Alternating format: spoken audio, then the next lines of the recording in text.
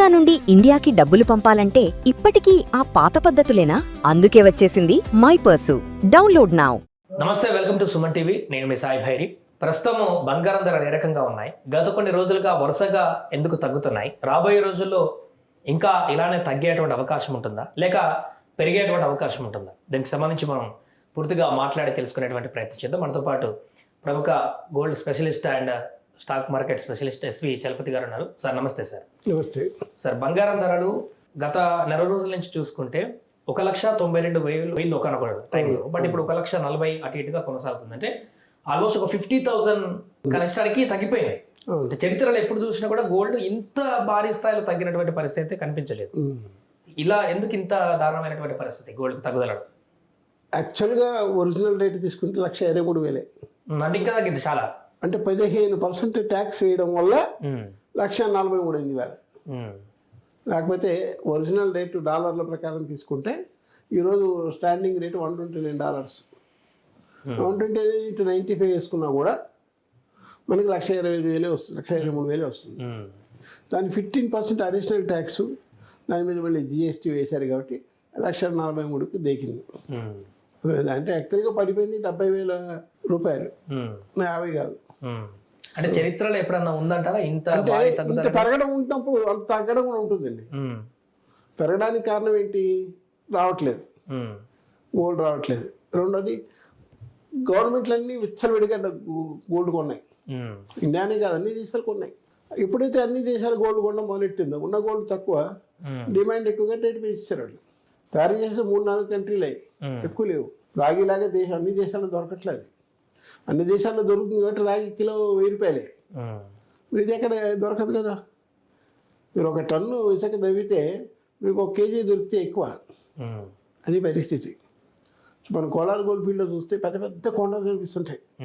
అవన్నీ తవ్వేసిన పెట్టారనమాట. గోల్డ్ తీయంగా మిగిలిన పెట్టేది. దాన్ని మళ్ళీ భూమి లోపల పాతేయాలి, రేపు తప్పదు. అంటే ఈ గోల్డ్కి ఇప్పుడున్న ఇంటర్నేషనల్ రేట్స్ ప్రకారం తీసుకుంటే $129 కాస్త రేపు పొద్దున 120కి వచ్చినా కూడా ఆశ్చర్యపడక్కర్లేదు. ఎందుకంటే మెయిన్ ఉక్రెయిన్ వారు ఒక దశకు వచ్చే అవకాశం ఉంది. ఎందుకంటే ట్రంప్ గారు దాని మీద కూడా స్టేట్మెంట్ ఇచ్చేశారు, మీరు తగ్గాలి, నువ్వు కూడా తగ్గాలి అని ఇద్దరికి చెప్పారు. కాబట్టి అది కూడా ఒక తగ్గిపోయింది అనుకోండి, అప్పుడు ఈ $129 కాస్త మెల్లగా 120కి వచ్చేస్తుంది, లేదా 115కి వస్తుంది. డిమాండ్ ఉండదు, ఎందుకంటే ఎవరు కొనరు. ఇక అన్ని సరుకులు మామూలుగా వస్తున్నాయి. హార్మోజ్ జలసంధి ఓపెన్ చేశారు, పెట్రోల్ ఫ్రీగా వస్తుంది, అన్నీ వస్తున్నాయి కదా. అన్నీ వస్తున్నప్పుడు మరి గోల్డ్ కూడా తగ్గిపోతుంది, గోల్డ్ కూడా ఫ్రీగా వస్తుంది, డిలే ఉండదు. మళ్ళీ ఈ ట్యాక్స్ వేయాల్సిన అవసరంలో బహుశా గవర్నమెంట్కి ఇంకొక 6-7 నెలల తర్వాత ఉండకపోవచ్చు. అప్పుడు ఈ 15% ట్యాక్స్ కూడా తీసేస్తారు. అప్పుడు మనం we can see gold at 1,23,000. అక్కడికి వస్తాం మనం. అంతకంటే ఇంకా తగ్గుదల చూడొచ్చా భవిష్యత్తులో? అదే లాస్ట్ అదే 120-123కి ఒక 6 నెలల తర్వాత గవర్నమెంట్ తీసే అవకాశం ఉంది. ఇప్పటికే ప్రెషర్ ఉంది, రేటు తగ్గింది కదా అని. ఇప్పుడు నిన్న పెట్రోల్ రేటు తీసుకుంటే, క్రూడ్ ఆయిల్ రేటు తీసుకుంటే ఫిబ్రవరి 25, అంటే వారు మొదలైన రోజు ఉంది, ఇరాన్ వారు మొదలైన రేటుకి వచ్చేసింది పెట్రోల్. హార్మోజ్ జలసంధి ఓపెన్ చేశారు, ట్రాన్స్పోర్టేషన్ ప్రాబ్లమ్స్ లేవు, గంటల రోజు నిరీక్షించాల్సిన పని లేదు, ట్రాన్స్పోర్ట్ కాస్ట్ అంతకన్నా లేదు, నార్మల్ కాస్టే. కాబట్టి ఓవరాల్గా తీసుకుంటే మాత్రం ఇంకా తగ్గడమే తప్పించి ఇంకా పెరిగే అవకాశాలు ప్రస్తుతానికి లేవు. రెండోది, మ్యాక్సిమం పీరియడ్ అంటే మార్చి నుంచి మే దాకా 3 నెలల తర్వాత ముహూర్తాలు బోర్డు జరిగిపోయినాయి. ఇంక మళ్ళీ ముహూర్తాలు వచ్చేది మళ్ళీ ఆగస్టు చివరిలో కదా, అప్పటికి తగ్గుతుంది. ఇంకా రెండోది, ఈ వెండి కొనడం అనేది ఎక్కువైంది. జనాలు వెండి కొనడం ఎక్కువైంది, వెండి మాత్రం పెరుగుతుంది. అంటే ఎందుకంటారు దానికి ప్రధాన కారణం అన్నదా? ఎందుకంటే జనాలు వెండిని ఇష్టపడుతున్నారు, బంగారం కొనలేని పరిస్థితి. బంగారం కొనలేని పరిస్థితి. ఓ పుస్తల తాడు కోసం అటు కొంటున్నారు తప్ప బంగారం కొనాల్సిన పరిస్థితి లేదు. రెండోది, బంగారం అంగడి వాళ్ళు కూడా ఇప్పుడు ఈఎంఐలు ఇస్తూ ఉంటున్నారు. ఎట్లా ఈఎంఐలు మొదలెట్టారు. సో ఈఎంఐలు మొదలుపెట్టి అక్కడ కూడా బజాజ్ వాళ్ళు, టాటా వాళ్ళు, బిర్లా వాళ్ళు కూర్చొని లోన్లు ఇస్తున్నారు. సో ఇలా పెంచాల్సిందే తప్పించి ఆర్టిఫిషియల్గా న్యాచురల్గా ఉండేటువంటి డిమాండ్ తగ్గింది హై రేట్ వల్ల. పాత బంగారం కొంటాము, ఇంకో 100 గ్రాములు ఎక్స్ట్రా ఇస్తాము, ఈ ప్రయత్నం కూడా మనం చూస్తున్నాం. అంటే ఓవరాల్గా తీసుకుంటే గోల్డ్కి ఇంటర్నేషనల్గా డిమాండ్ తగ్గింది. ఆర్బీఐ కూడా కొనడం మానేశారు. చెప్పారు కదా, మాకు 880 టన్నులు ఉన్నాయి, ఏ కొనం అన్నారు. రేటు తగ్గింది కదా ఇంటర్నేషనల్గా, అందువల్ల గోల్డ్ రిజర్వ్స్ కూడా తగ్గాయని చెప్పారు.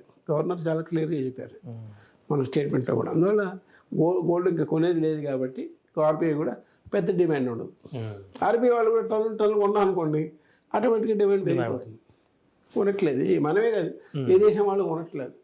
బంగ్లాదేశ్ ఆపేశారు, శ్రీలంక ఆపేశారు, చైనా ఆపేశారు, అందరూ ఆపేశారు. అంటే ఇన్వెస్టర్లు కూడా మరి ఎందుకు, అంటే వాళ్ళు ఎక్కువ ఇంట్రెస్ట్ చూపిస్తుంటారు కదా ఇలాంటి గోల్డ్ మీద, మరి వాళ్ళ తరఫున కూడా ఏం ఫ్లోటింగ్ ఏం కనిపించలేదు. గోల్డ్ ఈటీఎఫ్లు ఉన్నాయండి, ఇన్వెస్ట్మెంట్ చేసే వాళ్ళు ఉన్నారు. అది లాటరీ, అది బట్ నథింగ్ బట్ లాటరీ. ఇప్పటికీ ఒక గుడ్డి నమ్మకం ఏంటంటే గోల్డ్ ఈటీఎఫ్లో పెడితే పెరుగుతుంది అని. పెరిగే అవకాశం కనపట్లేదు, పెరిగే అవకాశం కనపట్లేదు. అది మాత్రం అంటే ఇంటర్నేషనల్ ఎరీనా చాలా క్లియర్గా ఉంది. 2, అమెరికాతో రేపు వాణిజ్య ఒప్పందం తుది దశగా రాబోతుంది. అది కూడా వచ్చింది అనుకోండి, ఇక దేర్ ఈజ్ నో అడ్డిల్, అడ్డిల్స్ ఏమి ఉండవు. రేట్లు ట్యాక్సులు అన్నీ తగ్గుతాయి కాబట్టి ఓవరాల్గా గోల్డ్ రేటు మామూలుగా ఇప్పుడు 143, 145 మధ్య నుంచి మెల్లమెల్లగా తగ్గుతుంది. ఇక గవర్నమెంట్ కూడా ఒక 6 నెలల తర్వాత ఈ ట్యాక్స్ తీసేసే అవకాశం కూడా ఉంది. దాన్ని మనం కొట్టేయలేము. బట్ గవర్నమెంట్కి అడిషనల్గా 1,00,000 కోట్లు వస్తాయి కాబట్టి 1,00,000 కోట్లు వదులుకుంటారు అనేది డౌటే. 1,00,000 కోట్లు ఈ 15% వస్తుంది కాబట్టి అక్కడ ఆయిల్లో పోయి ఇక్కడ సంపాదించుకోవాలి కాబట్టి సంపాదించేశారు. సో 6 నెలల తర్వాత 1,00,000 కోట్లు వచ్చాయని ఆపేస్తే ఆపేయచ్చు బహుశా. సరే, ఇప్పుడు ఎవరైనా ఫంక్షన్లకు కానీ పెళ్ళిళ్ళకి కానీ కొనాలనుకుంటే కొంటారు, ఏ రేట్ ఉన్నా కూడా అటు ఇటు. కానీ ఇన్వెస్టర్లకు అయితే వాళ్ళకేం సజెషన్ ఇస్తారు? వాళ్ళు ఇప్పుడు పెట్టచ్చా లేకుంటే ఇన్వెస్టర్లు ప్రస్తుతానికి కాషియస్గా ఉన్నారండి, మనం చెప్పక్కర్లేదు. దేనిరోజు మార్కెట్ కాషియస్గా ఉన్నారు. పెద్దగా ఎవరు పెట్టుబడి పెట్టట్లేదు, పెద్దగా ఇన్వెస్ట్ ఎవరు చేయట్లేదు. అవ్వు పోయింది. ఎందుకంటే గవర్నమెంట్ కూడా చెప్పింది, మేము గోల్డ్ బాండ్స్ ఇష్యూ చేసాము 6 ఏళ్ళకి, 7 ఏళ్ళకి, 8 ఏళ్ళకని. దానిలో 99,000 కోట్ల లాస్ వచ్చింది అని పార్లమెంట్లో డిక్లేర్ చేశారు. గోల్డ్ బాండ్ స్కీమ్లో 99,000 కోట్ల లాస్ వచ్చింది అని సీతారామన్ గారు ఓపెన్గా చెప్పారు. సో ఆ సీజన్ అయిపోయింది. ఇక ఇప్పుడు ఉన్న పరిస్థితిలో గోల్డ్ కొనడం కానీ గోల్డ్ మీద లోన్లు తీసుకునే వాళ్ళు తప్పించి ఎవరు ఉండరు. గోల్డ్ మీద లోన్లు మాత్రం చాలామంది తీసుకుంటున్నారు. బ్యాంకుల్లో గోల్డ్ లోన్లు 3 ఏళ్ల క్రితం 89,000 కోట్లు ఉంటే మే చివరి శుక్రవారానికి అది 4,76,000 కోట్లు అయింది. Gold loans 4,76,000 personal. ఇది బంగారం వ్యవసాయం మీద తీసుకునేది కాదు, పర్సనల్గా తీసుకున్న గోల్డ్ లోన్లు ఎంప్లాయీస్ తీసుకుంటున్నవి, ఉద్యోగస్తులు తీసుకుంటున్నవి కలిపితే 4,76,000 కోట్లు అయిపోయింది. ఇవి పెరుగుతాయి తప్పించి గోల్డ్ రేట్ పెద్దగా పెరగదు. అది బ్యాంకులకు కూడా ఏం చెప్పారంటే ఆర్బీఐ 75% ఆఫ్ ది లోన్ ఇవ్వండి, 85 ఇస్తే ఆరిపోతారు.